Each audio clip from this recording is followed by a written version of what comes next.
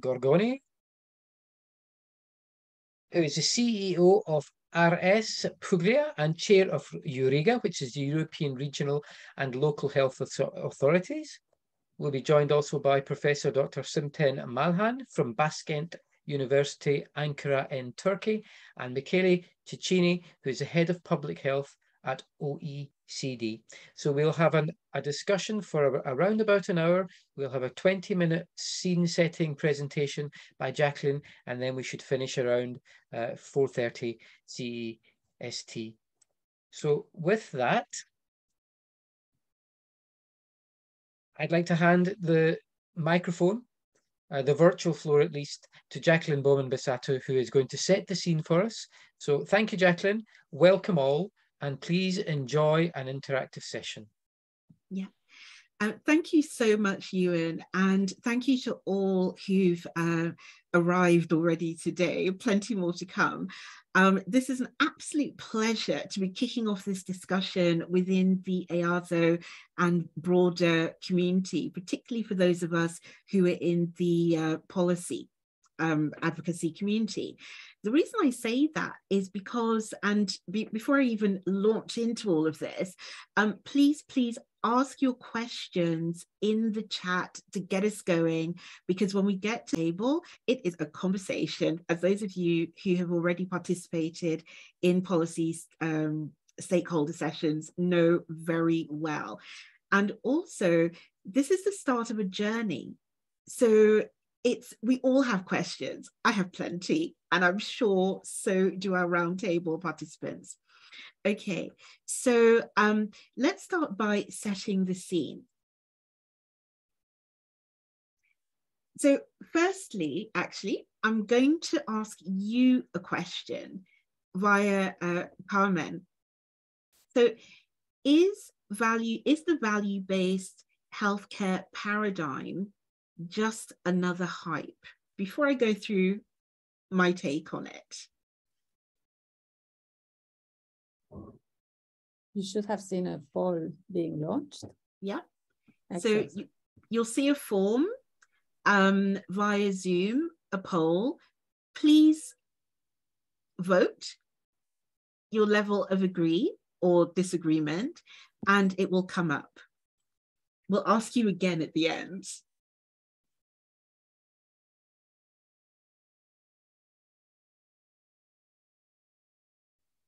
Can you see them coming in, Carmen? No, I cannot see them, but I'm waiting. Have you voted all? I have. Okay. And the rest of you? Yep. Yeah? I see people coming through saying they're voting. Okay, then let me end the poll and see what happens. Can you see the results? Yes. So I see the results. Is the value-based healthcare paradigm just another hype? 4% strongly agree. Okay, we need to see your points as we go through. 8% agree. The majority, neither nor. We've got some early champions we can see, with 38% disagreeing that it's hype, and 8%, clearly the speakers, strongly disagree as well. So I think the majority are in neither or and disagree.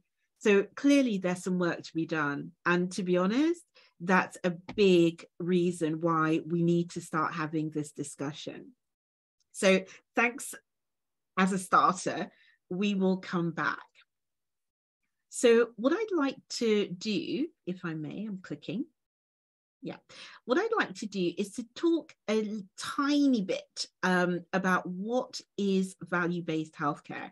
Now, we could have a whole week discussing on this. We could have an entire course, because actually there's no 100% worth of agreement. It is depending on who you're speaking to, different nuances. But what it boils down to as a starting point is this tiny formula, which is patient value equals patient relevant outcomes over cost per patient to achieve these outcomes. And this was formulated around about 2006, I think, by Michael Porter, who's a very famous economics professor. And now, with everything simple, as we well know within the obesity community, there's always a number of questions that then come up, because you're saying, well, this is simple. Is it precise? Does it actually resonate with me? Can I use it? Do I actually understand what we're talking about? So here I bring up the so-called elephant in the room, which of course is always value. It is so subjective. Now, the European Commission's expert group on investing in health came up with, again, a nice framework. There's a 16-page document attached, but for the purposes of this presentation, they wanted to say, well, value-based healthcare can be stripped, if you like, into 4 main pillars of personal value, technical values, all the infrastructures, allocative value, which I'm still getting my mind around, it has to be said, because that one I think is a bit of jargon, and societal value, which makes sense. So again, lots of literature generated based on a particular expert group's set of thought. But what's then the discussion turns to, well, what do we, when we're talking about the relevant outcomes and also the various costs, are we talking just about money? Nope, we're not.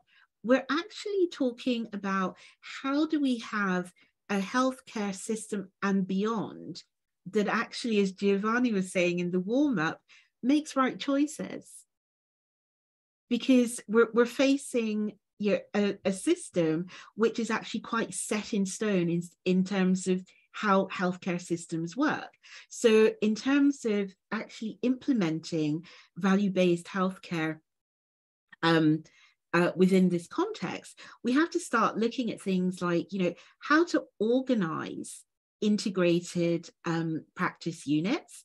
How do we measure the outcomes that matter to people, as well, people, patients, citizens, as well as the direct as well as indirect costs for that? How do we actually think about very technical things like bundled payments? To put it bluntly, how do we share the risk so that actually payments to those supplying the services, the products, all of these sorts of things are actually, they're not necessarily paid up front, but so it's no longer transactional. It's based on what are the health outcomes of the recipients of these products and services. And then we have to think about how do we do integrated care delivery, which I think everyone on the call understands that concept. But how do we actually do it? Not again looking at transactional interventions in silos, but really what are the health outcomes? And then finally, how do we expand the services across a particular geography? And Carmen, I've just lost my slides. Sorry, no, my connection went down. Let me just give me a second. Okay, so I'll apologies for that. So basically, the next point that I wanted to make there to keep us going, which is quite easy, is that we then have to sit there and say to ourselves, well, that's all really nice, but at the end of the day, what would those benefits be for everybody? So in effect, the literature very clearly says that and I'm hoping I can click, yeah, that according to patients, or according to the literature, for patients, and particularly Alina and Morgan come in on this one, when I get to the end, but lower costs and better outcomes. For the providers, and I see that there's some on the call, and Giovanni, part of your job counts as a provider as well, as a payer and a supplier and society, but so for the providers, they were looking at higher patient satisfaction rates and better care efficiencies, ? For the payers, we should have stronger cost controls and reduced risks.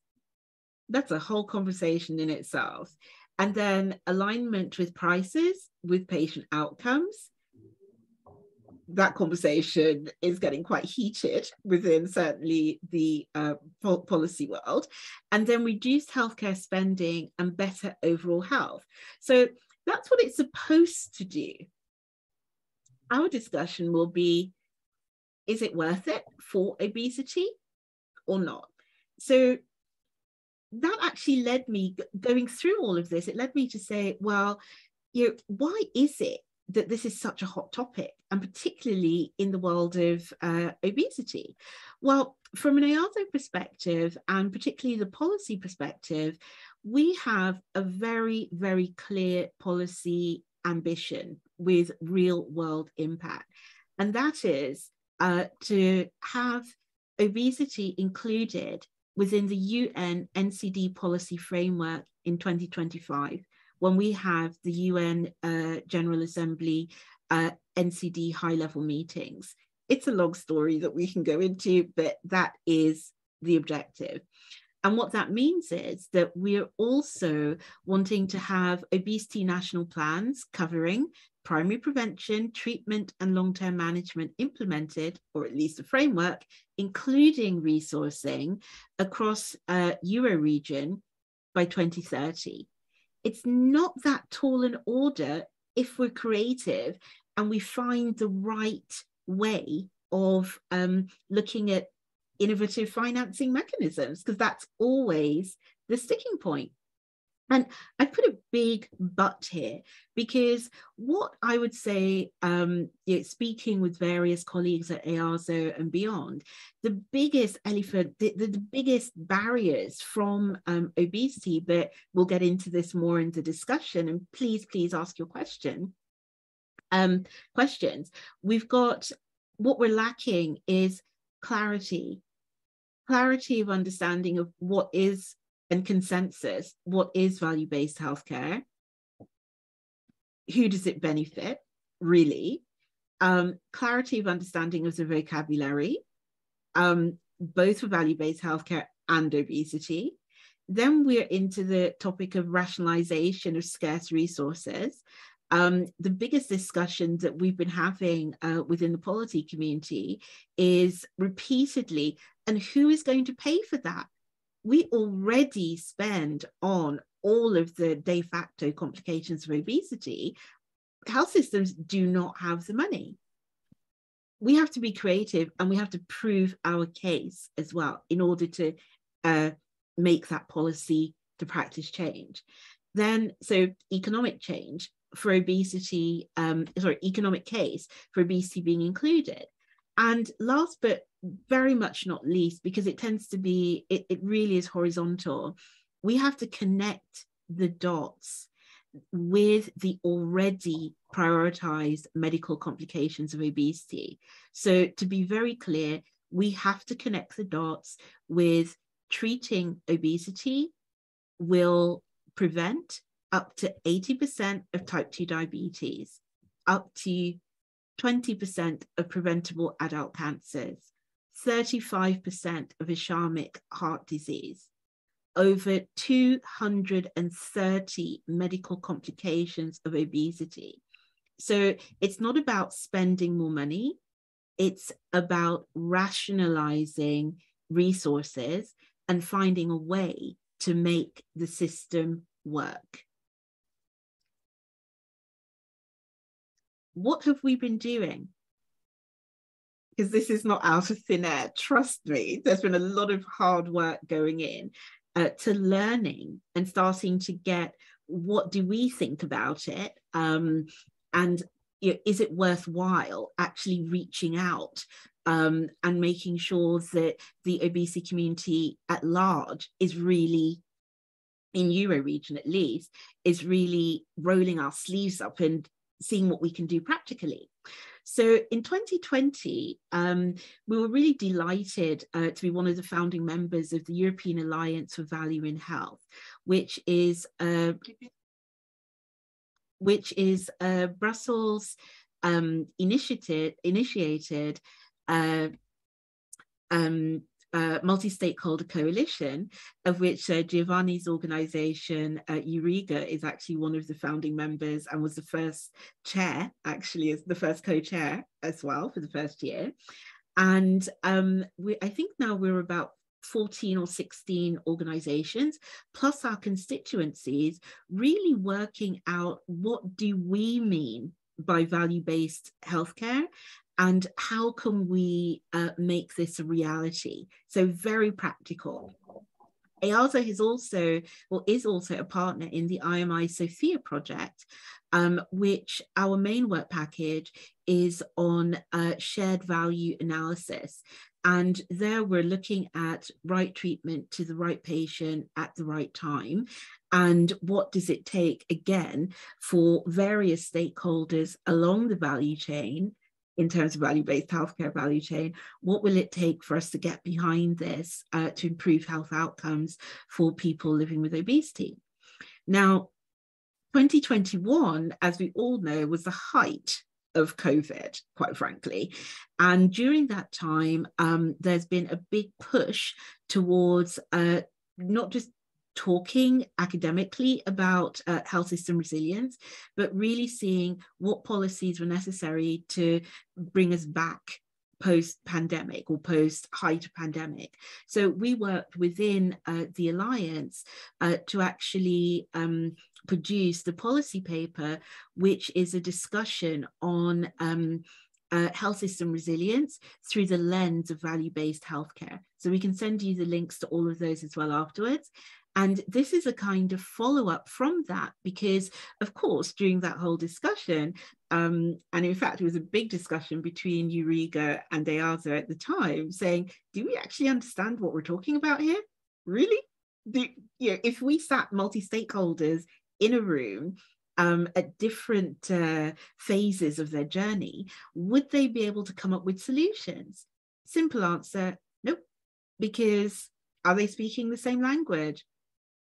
Or yes and no, not necessarily understanding or using it in the same context. So we've been co-leading the EAVH value-based healthcare taxonomy initiative, which some of you around this virtual table in the broader table, so to speak, have also been participating in, because it's blended research with Adelphi. So more on that later. Now, just talking about frameworks, we discovered as well that it just wasn't enough, because again, it's always down to how are we going to pay for this? So there are a couple of initiatives and studies that EASO has already started working on, not least the cost of inaction initiative. Now, the cost of inaction initiative for us is almost a flip side of the coin for value-based healthcare, because we're saying, well, if you don't act by implementing obesity under an NCD framework, then this is what is highly likely to happen, cost of inaction. So let's find a way through. Then, of course, as we all know, within the obesity world, again, we're the only major chronic disease that doesn't use the language of other NCDs.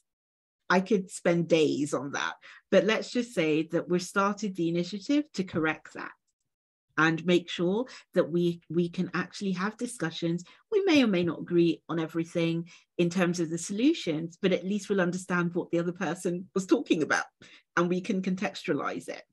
And then, of course, we're continuing our work on health system resilience and obesity through our various networks and coalitions. So that gives you a snapshot already as to where we are, what some of the, I would say, challenges that we're faced in the broader context is.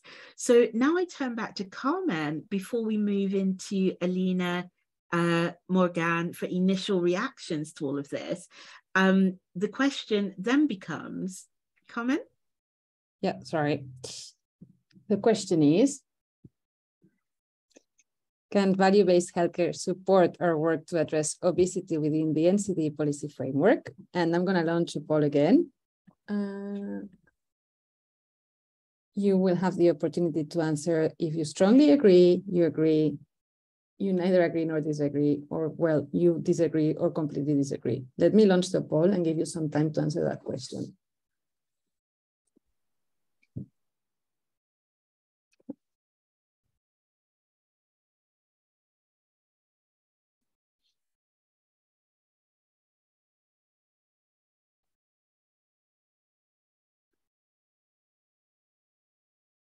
I've answered. Half of you have, yeah, half of you have voted. Let's see if a bit more people vote. Yeah, some answers are still coming in. Do you want to see the results, Jacqueline? I do. Yeah, Ale. I'll end the poll now and share results. Okay, we have a massive improvement. My pitching skills are getting good. Yes. Happy. Okay, so we've got strongly agree. Most people agree. We've still got a few on the fence. I'm guessing it's like one person or three in total, something like that, who said maybe a few more, who said no, disagree, strongly disagree. Okay, so we will move on. But the people who specifically are on the fence going towards disagreeing, this is an opportunity to understand why. Because, you know, actually, I would say that you become our ideal person to have those discussions with, because it means that there are things which are troubling you. And that means that we have to basically up our game in order to find a solution. So the people who were on the fence, ask your questions. But in the meantime, we've already done the intros. So I'm going to bring in, first of all, Alina and Morgan for your initial reactions to all of this, because, you know, we love to say patient-centered. What's your reaction? Is this something you think would be useful? What's your experience of this? Over to you. You want to start with Morgan? Perfect. So, well, from my personal experience, I think what you just presented, Jacqueline, is super interesting, but brings some questions from the patient perspective side. The first one is, how am I able to access the discussion and the numbers you were showing about the expected outcome if I never get the diagnosis? So if basically I'm switching from one doctor to the other because it's never recorded and I never have or any of the members of the organization have the experience of knowing they're actually living with a chronic disease. So as long as it's not measured and people, practitioners, healthcare providers do not have the coding or anything on their side so they can know that this is a patient living with obesity, how are we able to get from this side to the other side of the conversation? Because I think one of the biggest challenges for us is that one, because we're still struggling after a couple of years since the amazing work EASO and you and many organizations are doing, in which we all agree obesity is a disease, but then that doesn't really translate in the day-to-day of someone living with obesity. We still struggle to get to our doctor, to get our healthcare practitioner to understand we're living with a disease, to get access to latest evidence and all those parts. That would be like my first initial reaction. Great. I'm going to bring in Alina, but thinking about that, because you opened up such a Pandora's box actually with that.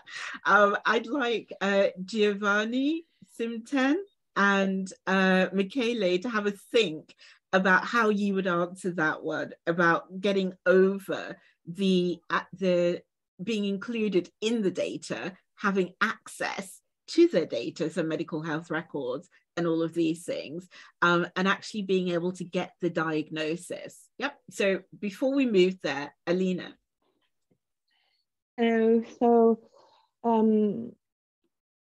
Value-based healthcare and its possible implementation in the field of obesity, hopefully as an NCD by 2030, that won't be too soon, is a new topic for me, but not for my intuition and needs as a chronic patient living with obesity.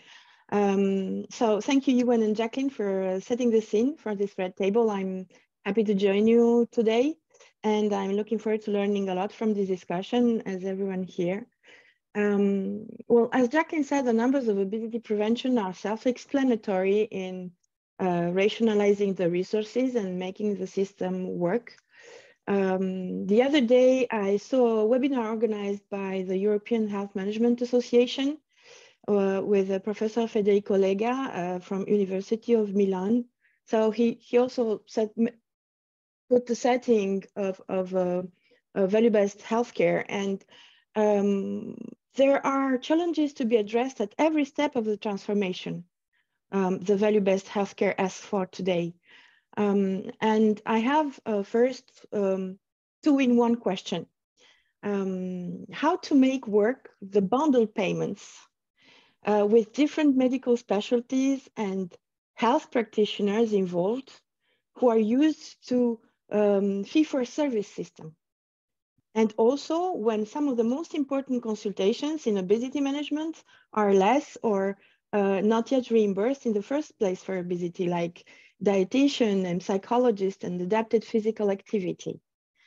So I also join Morgan on this, because obesity is not yet recognized as a chronic disease, right? So for the plan of reimbursements, this seems like a superior challenge to every other chronic disease.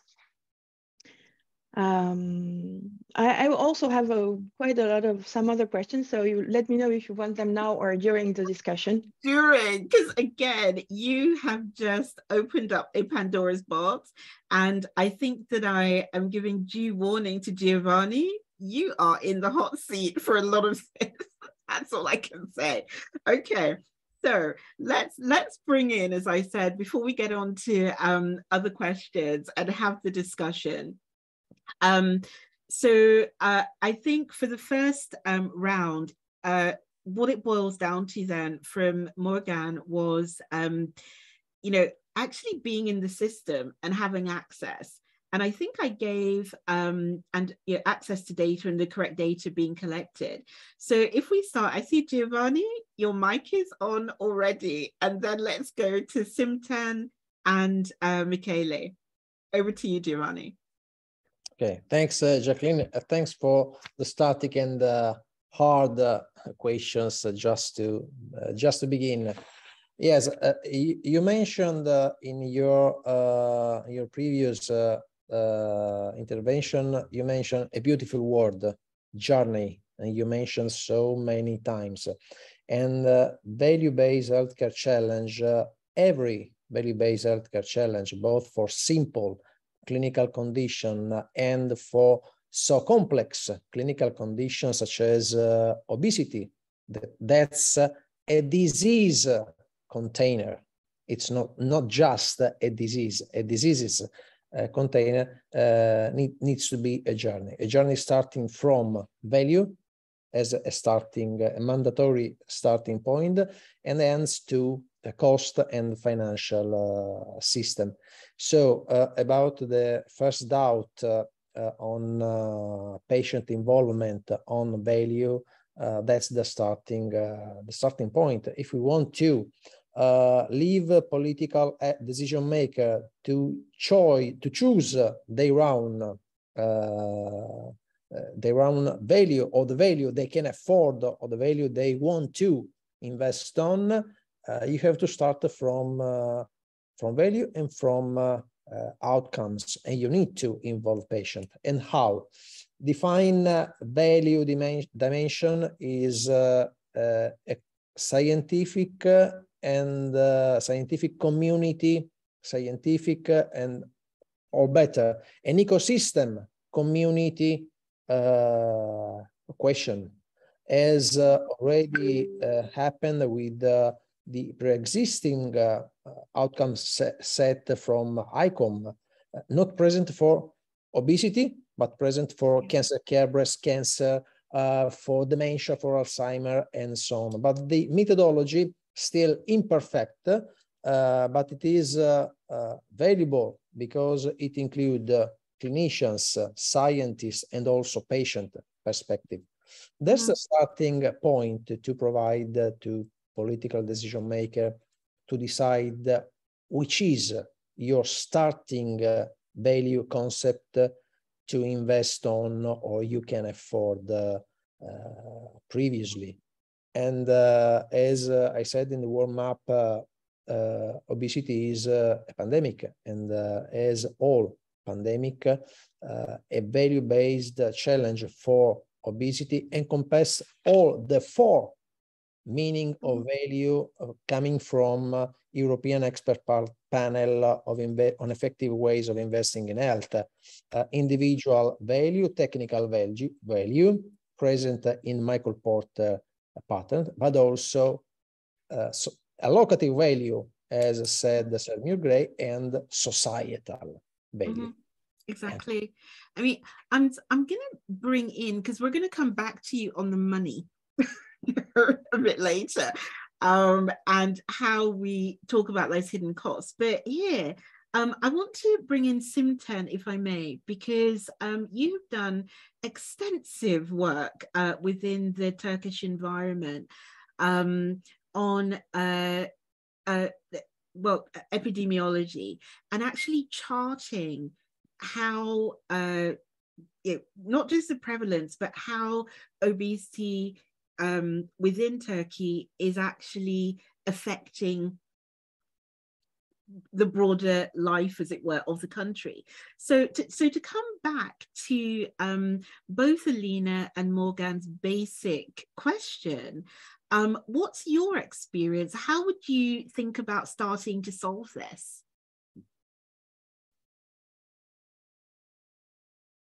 Çok teşekkür ediyorum öncelikle.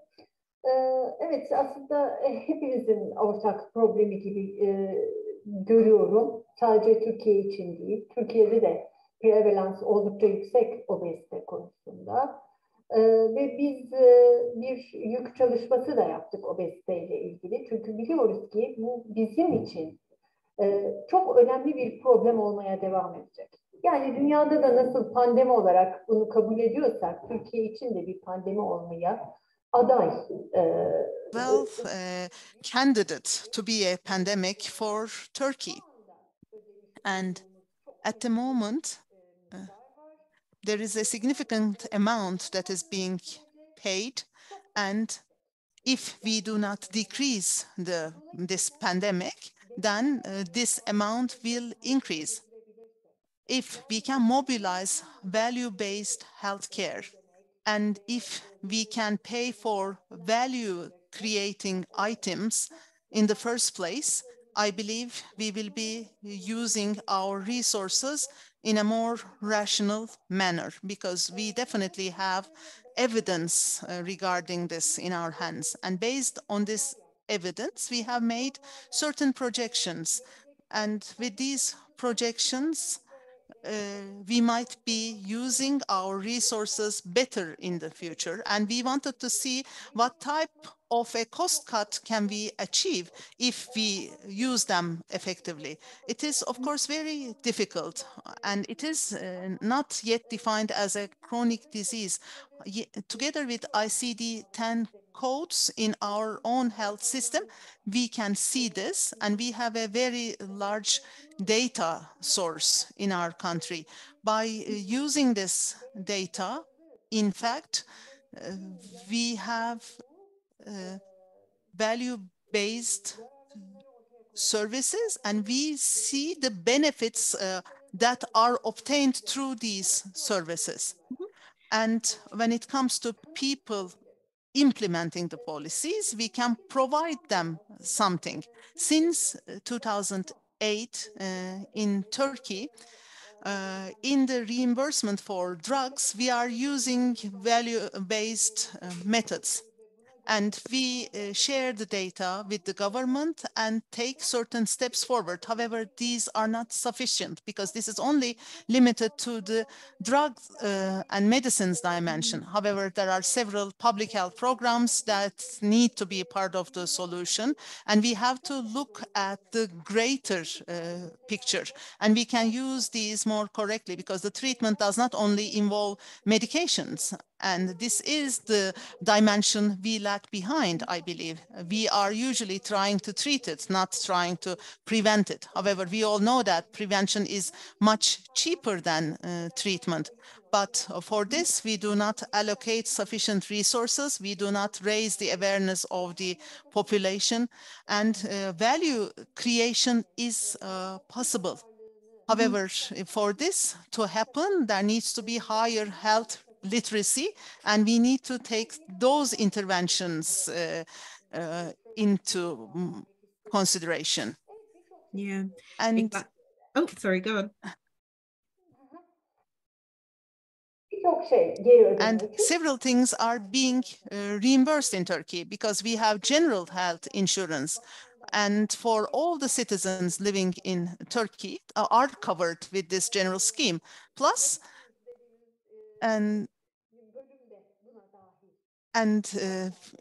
we have a public health dimension of things. And we can go to a psychologist, we can go to a psychiatrist, or we can get services from the dietitians.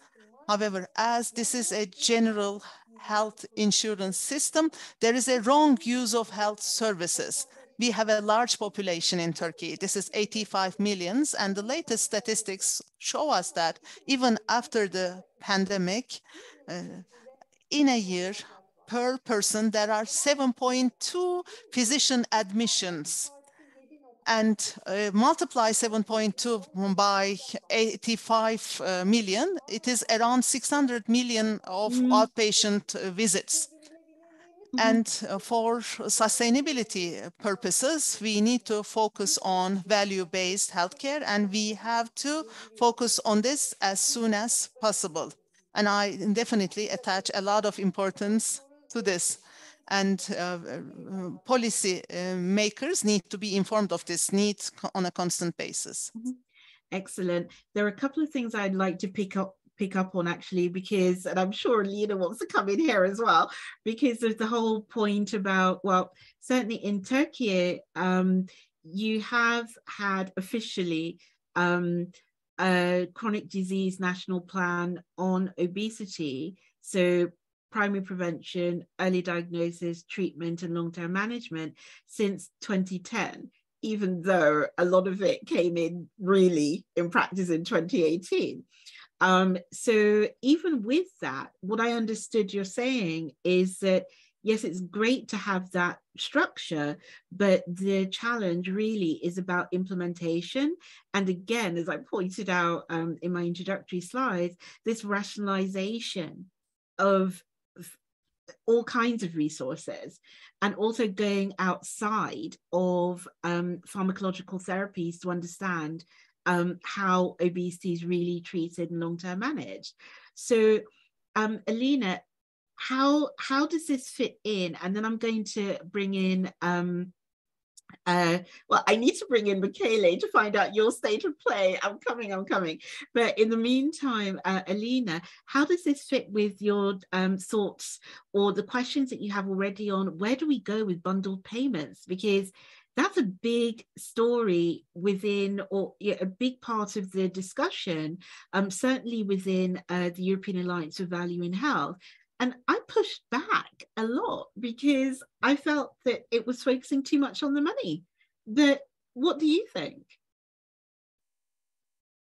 Well, from a patient's perspective, what we really want is to have integrative patient-centered care. and taking under consideration pluripathology and degrees of complexity for each person living with obesity, right? And at the same time, being empowered and co-constructing our health pathway seems like the best practice to co-decide, right, on value. But it's really not clear to me, even based on the Turkey experience, because I'm not sure that if the Turkey experience has implemented a lot in the field of obesity, how to make it work for obesity. And well, the early diagnostic, for example, is a primary intervention tool. And we could address that through pluripathology and through prediabetes, type 2 diabetes, cardiovascular disease and risk, and so on. So there are ways to get into this on a practical way, but I don't know who can make health practitioners collaborate together. Actually, that's my bottom question. And for example, Professor Lega thought that cooperation and coordination could be achieved through impulse from policy making at state level. What would your view be on this? Giovanni, Michele, I'm going to bring you in next, but Giovanni, that's a direct question. Over to you. It's the hottest question on value-based healthcare, and it's the cross point of every realistic success of a value-based healthcare initiative, a bundle payment or a bundle reimbursement system. I think that we should not. And sorry, Giovanni, could you explain very briefly to the audience what is a bundled payment? Okay, a bundle payment is the most complete, and the perfect financing system for a value-based healthcare framework, and it is a single reimbursement, including all the cost, all the direct and correlated clinical conditions relating to a comprehensive clinical condition. So, for instance, a bundle payment can be for preventive care.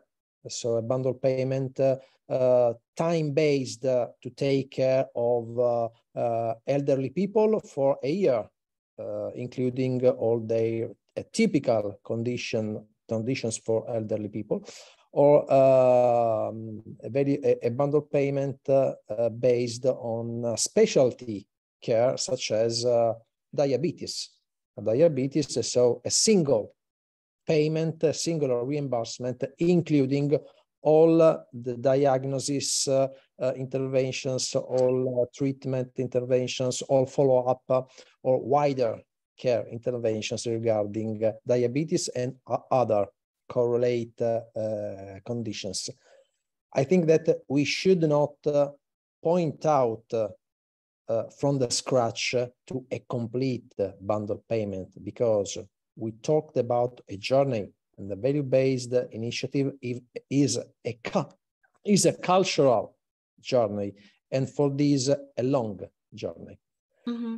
We can start with a simple way resembling bundle payments, such as starting from traditional fee-for-service, but including also pay for performance, or share saving system, or provider sponsored health plans, and so on. They are first experimental attempts to arrive finally to bundle payments. But I want to mention that I saw 4 years ago an interesting and promising example of bundle payment on obesity in Netherlands. In Netherlands, carried on by Curo network, but I want to outline that it is possible only in an health insurance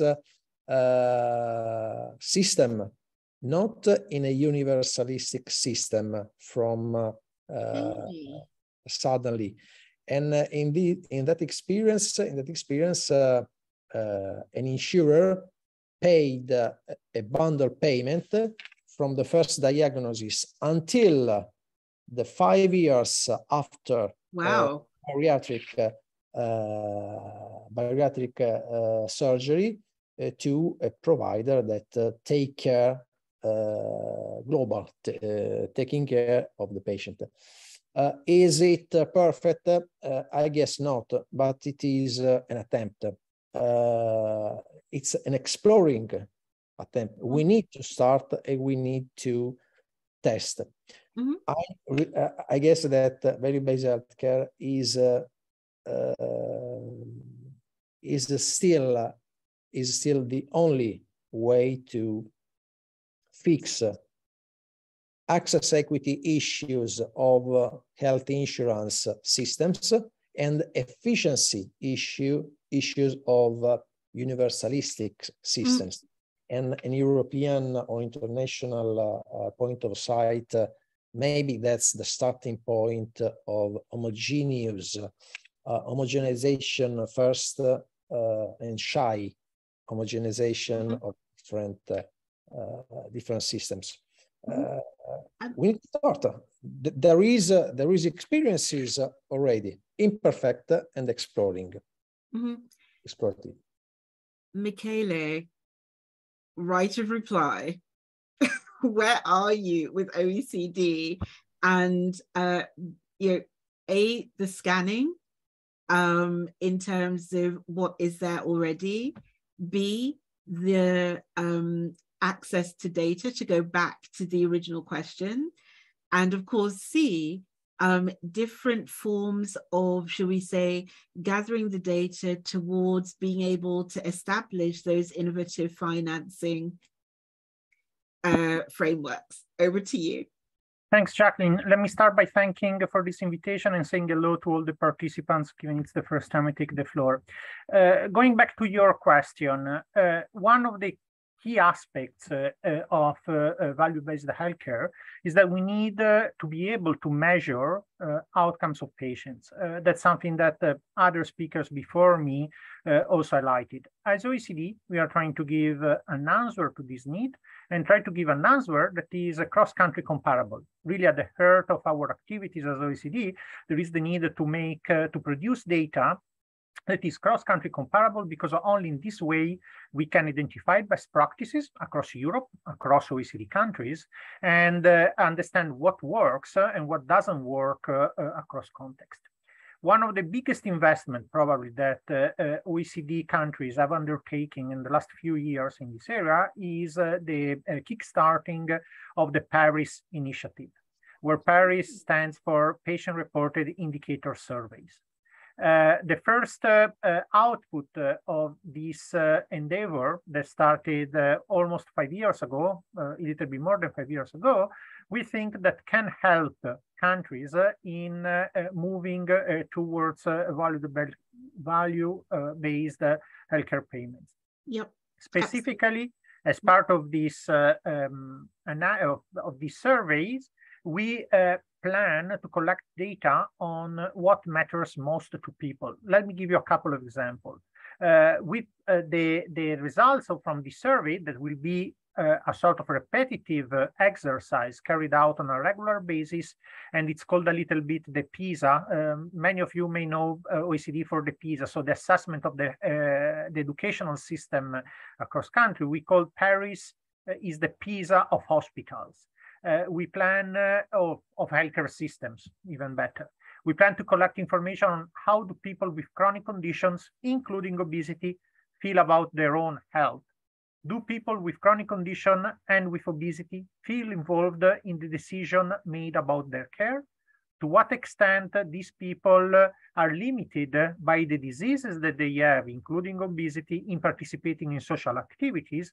And finally, how do the outcomes of people vary across different socioeconomic backgrounds, which also involve clearly a component of accessing healthcare system. Mm-hmm. So in our analysis, and then I stop here because I know you are very strict on us in our speaking slot, but I still have questions, Michele, trust me. But go on.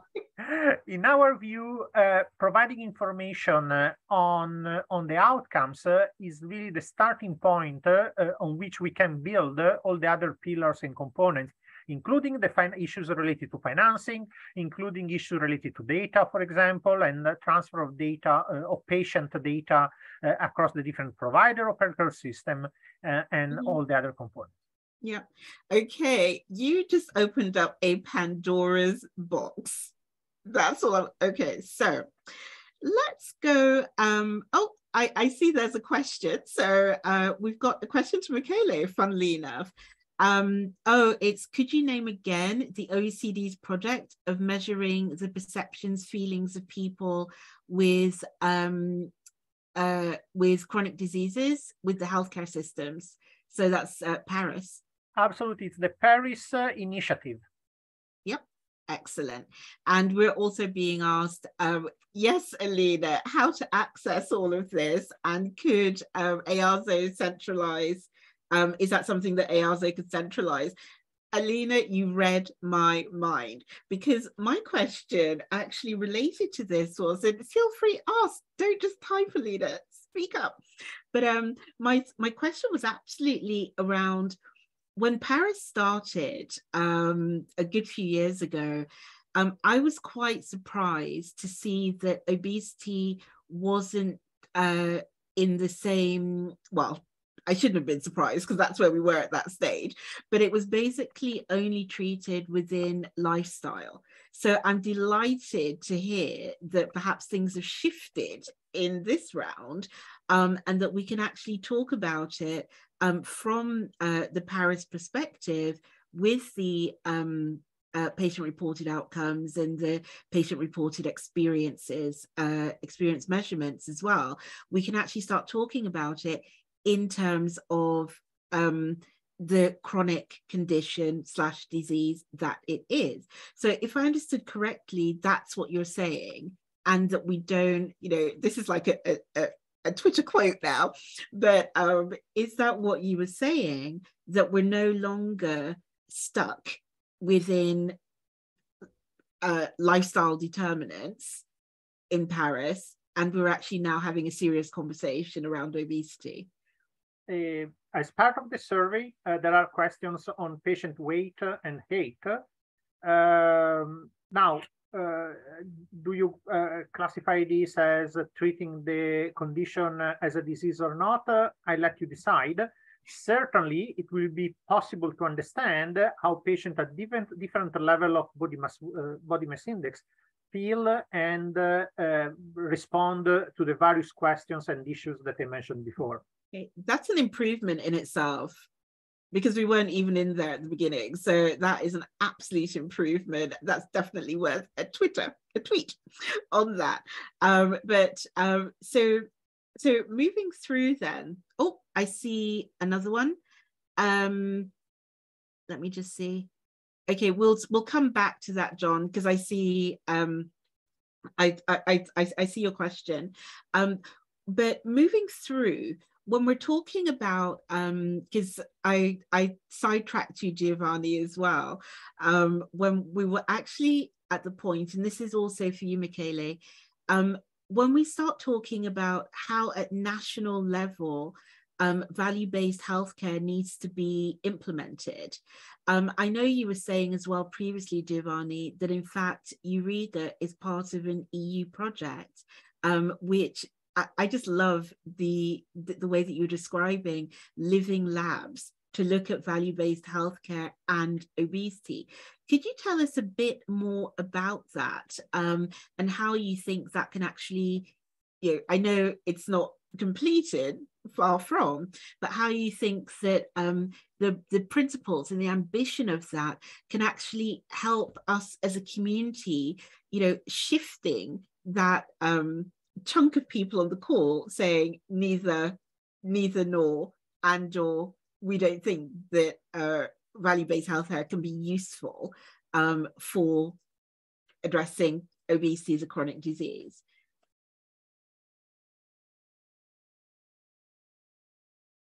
Okay. Just in these weeks, we are running for an interesting European project. We don't know if we are going to succeed, but it remains an interesting initiative that can go on, by the way. And that's a project based on 4 living labs, and the living labs on my agency account is a living lab based just on value-based healthcare approach, with the attempt to combine the definition and selection of the best outcomes measures, also driven and caught up from patient perspective, with health clinical costing, and introducing also novel biomarker indicators for health outcomes on obesity. Another important pillars of these living labs is the co-design and sharing of a clinical path for obesity, for the long life needed for taking care of the obesity, to adapt on a personal and individual point of sight, to adapt to single individual, to single person. I want to point out, by the way, that this living lab intervene at an operating layer. When you face a pandemic, you need to face it at an operative level, at a tactical level, and at a political level. So at the political level, you engage societal value, allocative value. At the meso tactical layer, you engage also clinical network levels. This living lab intervenes at operating level, with the design and construction of design and construction of a comprehensive obesity center, with precise technical, organizational, and clinical requirements, and the design of an integrated practice unit, an integrated team for cancer care, and a shared clinical path combined with an health clinical costing, with the future vision to build a bundle payment starting from a universalistic health system such as Italian one. Mm-hmm. We are not on any health insurance. Mm-hmm. I think it's the first example in which we combine outcome research skills with financial and costing skills, and with a third set of skills regarding biomarkers and novel biomarkers. Mm-hmm. Through also, and there is also this aspect, through the contribution and data collecting carried on by app and with digital tools. Mm-hmm. Exactly. I see, related to all of this, actually, I see a question from Alina, and then everyone else piled in. Alina, be the spokesperson on this. Your question. Yes, it is about best practices that are not labeled as VBH. For example, measure the experience on health and cost positive outcomes for people with obesity when they are involved in the process as co-coordinators. In France, we have something called therapeutic education. And these are really long programs going on several months where we ask people what their needs are, and they have motivational interventions, and then they develop skills that are for them, good for them and not for the person next to them. And so I was wondering if this data could be used, and it was found that it reduced costs on the long run for these people. So I was wondering if this data could be used in order to understand how to take forward the design of VBH in an innovative way of Indeed. addressing. If I can bring in Simten and Giovanni on this one, and then I'm going to come to more general health systems with Morgan and Michele, and also Ewan, if you want to come in on this one too. So over to Simten. The big question is... From the patient perspective, I find this dimension important. I didn't know about the project and it is promising. However, there are red points in this as well, let's say. For example, there are certain parameters in the physician's hands, and there are lab results, there are imaging results, and the patient can identify the improvement or the deterioration on the patient. However, when we try to understand the perceptions, there are certain ambiguities, of course, on the side of the patient. And the patient needs to convey the perceptions in a correct manner that we can do something about the results. With medications, this is somewhat easier because with phase trials, for example, if there is an oncological medicine and if there is a progression-free period and this is a value and there are costs attributed to this, we can arrive at a decision by making these calculations. But in obesity, it is not possible to talk with such concrete parameters because this might relate to the perceptions of the patient. On one hand, the physician might not find this valuable, and the physician might be focusing on the parameters in hand and might not be seeing any improvements.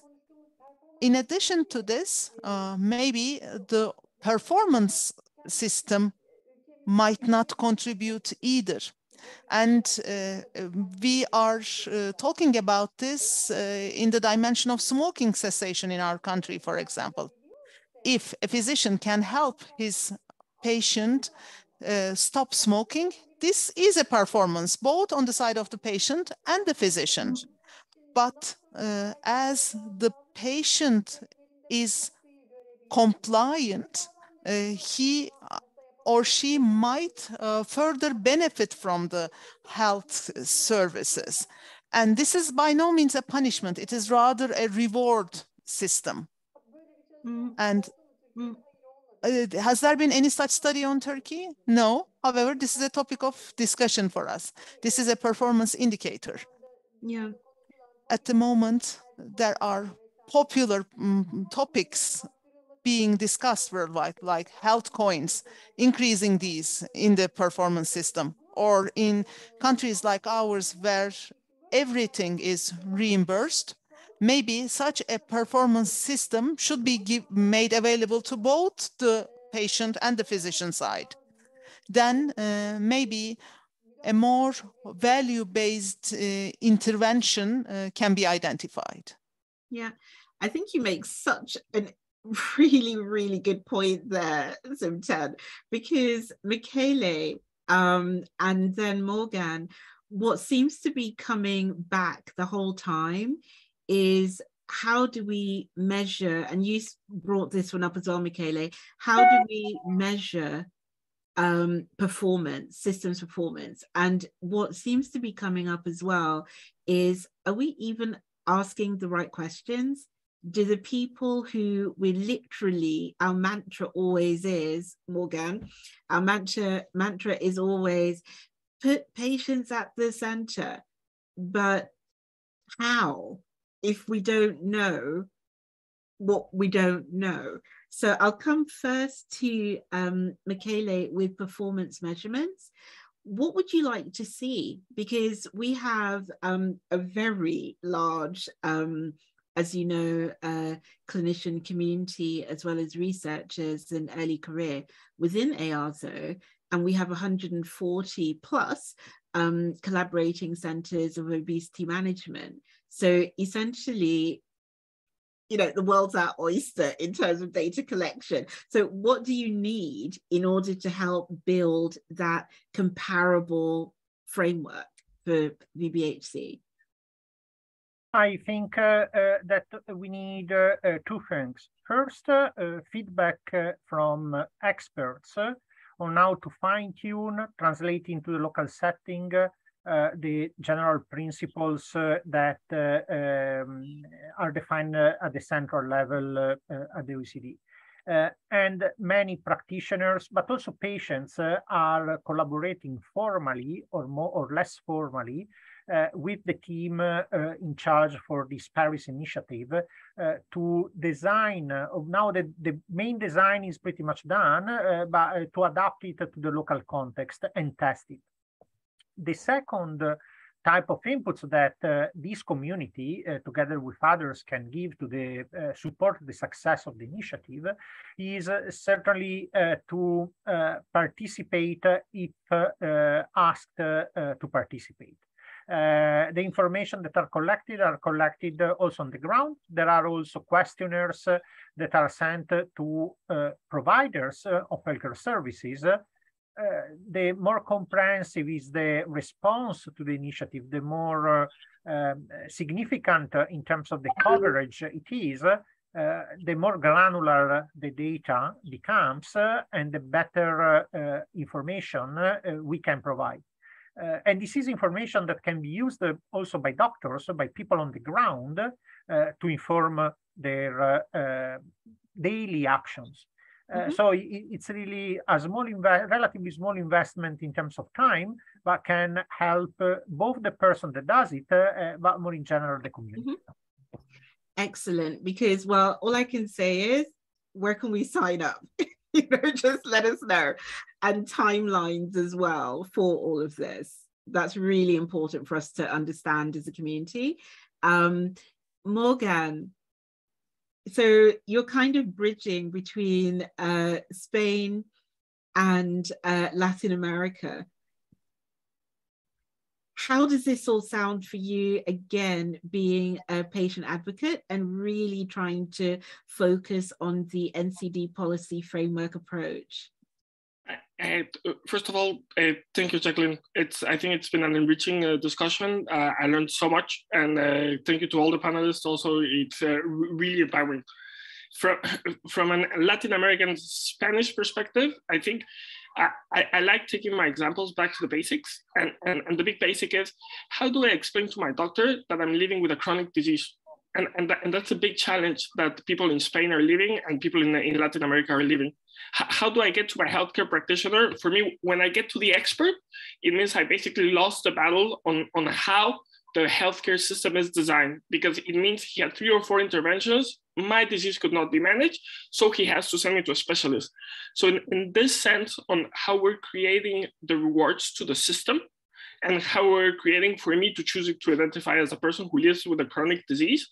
What does it mean? What does it mean in early intervention? Because does it mean I'm really treating other diseases that will be more expensive for the payer later? And I think that that's one of the big challenges we're facing, because in reality, is it prevention in a sense? Is it early access to something? Am I really treating my diabetes because I'm choosing to treat my obesity?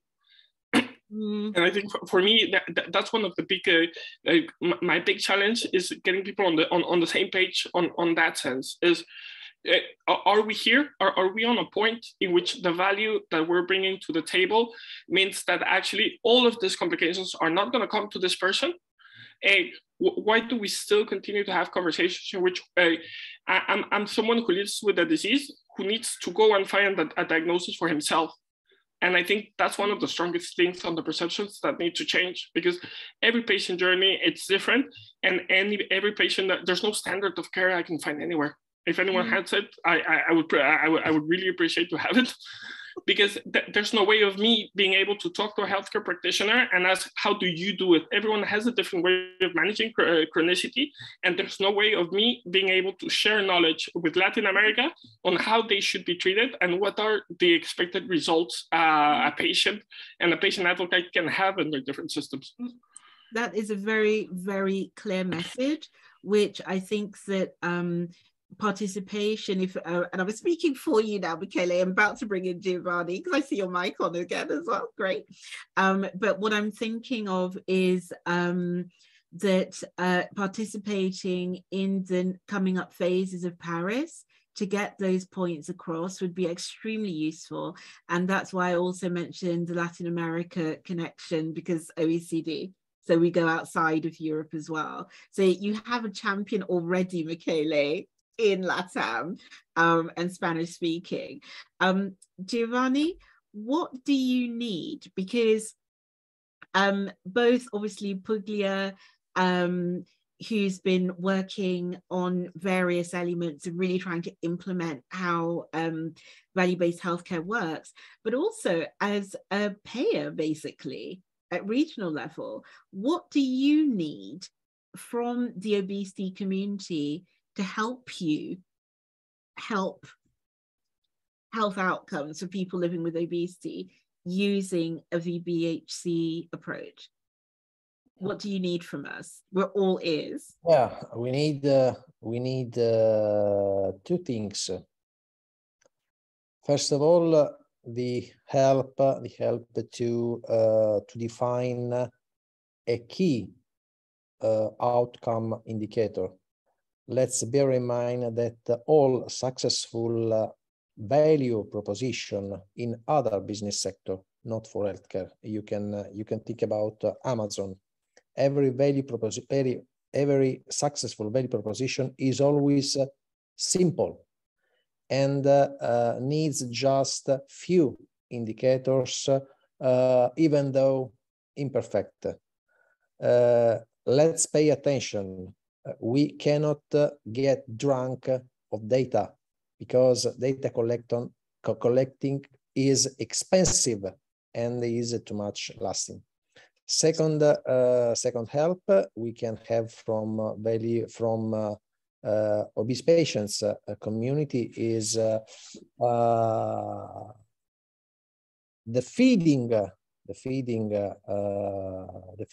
of the data needed to feed and to implement a few key outcome indicators.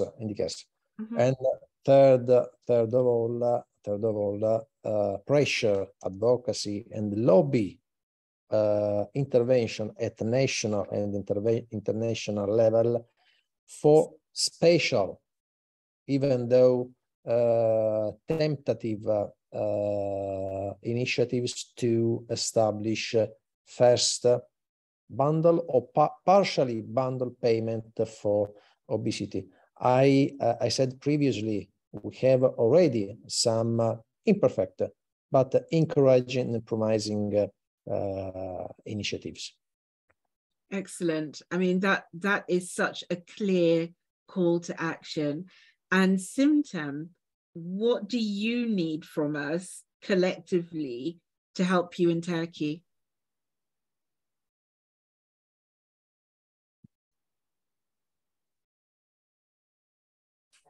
Evet, herhalde Burada en fazla farkındalığa ihtiyaç var. I guess what I need most is awareness, because diabetes, for example, is our most important and most prevalent disease. And our eating habits allow for this, for example. And it was 14.5%. And most of diabetic patients are obese individuals. And more than the obesity, the patients are more engaged with diabetes. They think diabetes is the disease, not obesity. They don't think that they are diabetic because of having obesity. There are so many complications. In the studies we perform, the highest costs were because of complications. Yet, the awareness needs to be raised, and I believe this has to be covered more. Maybe this type of awareness study can be conducted, maybe through your contribution or joint projects. I believe this will provide or add a value. Yeah. I think you're spot on, actually. You're absolutely spot on across the board. I see, as we're literally got 6 minutes left. So which is really hard. I want to say so much food for thought and so very clear. This is what we need from the obesity community in order to make this work. Ewan, would you like to try doing a bit of what are your key takeaways from all of this? I mean, I can certainly give you what I think are my key takeaways. One of them is that it's clear that we need to have a consistent value-based outcome or set of value-based outcome measures for obesity. That's something that EASO is actually working on. We're developing methodology around that and hoping to embark on that project very soon. We're also working on a new set of recommendations for diagnosis, staging, and management of obesity, which will give a consistent approach as well. But I think this also speaks to what Morgan had said. I still think there is a need for improved education of health professionals, because I don't think there is sufficient diagnosis. Primarily, that's because the training in obesity has been, let's say, minimal throughout medical education in most countries. I think there's also a lack of training in how to speak to people who are living with obesity about their disease. And I think that stops some of the diagnosis as well. And I think there's also issues of actually using the coding that's available to them via the ICD. But I also think there's the need for improved health literacy amongst the citizens, let's say, because I think studies like Action have shown that people who have been diagnosed with obesity actually are very motivated, actually understand their disease rather well. But most people really don't maybe accept that they have a disease, or they don't know, they've never been told, they don't know that there are treatment options available, they don't know anything about that. So I think there are several calls to action here, but I think they're all interlinked, and I think they are all complementary. But you're looking at things like education, health literacy, coordinated, consistent outcome measures, and recommendations, which are all, let's say, tools that can be used by policymakers to develop and implement systems that we're trying to improve. Mm-hmm. Absolutely. Thank you. Very, very well summed up. I turn to Carmen. I think we have one last question, do we?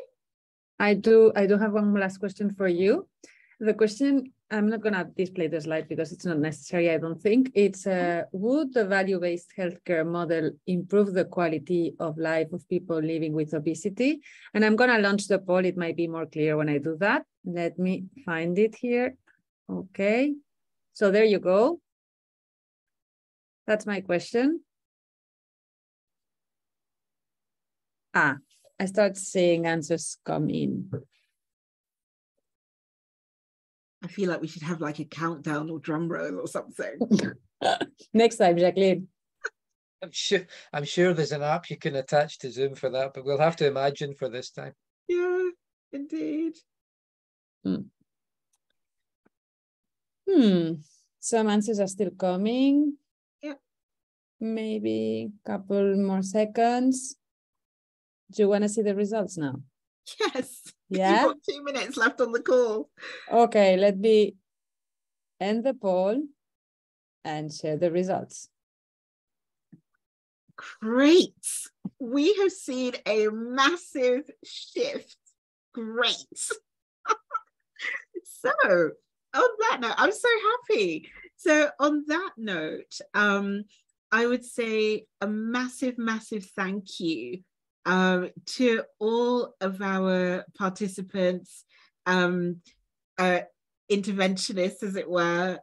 So Michele, Semton, Morgan, Alina, oh my goodness, Giovanni.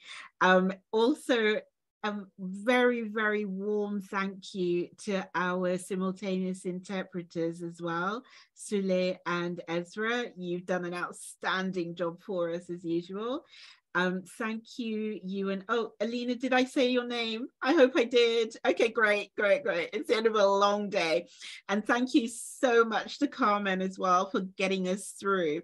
So, and with just the whole team, this has been, as we say, the really first time that we started having this discussion so openly within the obesity community, and it's clear that there's a need for us to collectively go down that road. You've given us our marching orders. Let's walk this journey together. Thank you so, so much. As you saw, we're recording, so we'll be able to put this onto the YouTube site. Don't forget, it's part of the EASO Policy Hub series, and more to come, as you heard from Ewan as well. Thank you, and have a fantastic end to your day or early evening or day, depending on where you're calling in from today. Bye-bye. Bye. Thank you, Jacqueline, for your excellent coordination of the meeting. Thanks, Ewan. Bye-bye. Bye, everyone. Bye, Bye, Andrea. everyone.